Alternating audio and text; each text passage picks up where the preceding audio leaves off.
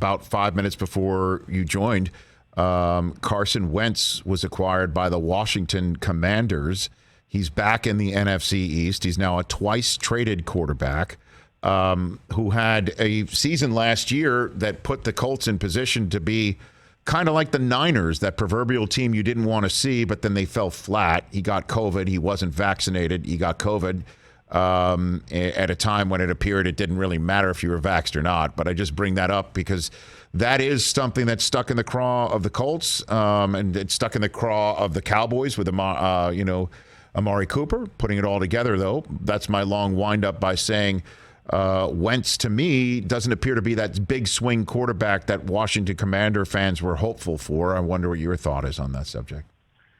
I'm just amazed that people keep talking themselves into him.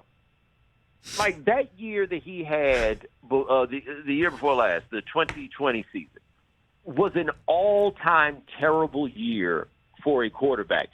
Very few quarterbacks ever get a chance to start again after playing that poorly, let alone somebody trade a first-round pick to get you, then somebody else after you don't come through when it matters at the end of that season, still talking yourselves into this 29-year-old quarterback that doesn't even necessarily relate that well to people and whose team didn't necessarily like him that much when he was in Philadelphia.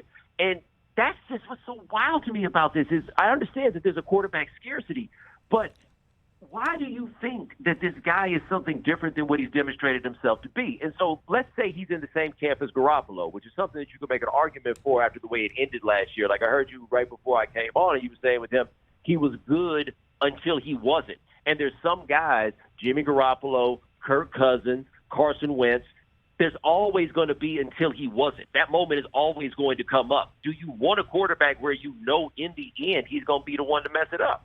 Hey, you watched all the way to the end. Thanks for that. Watch more right here.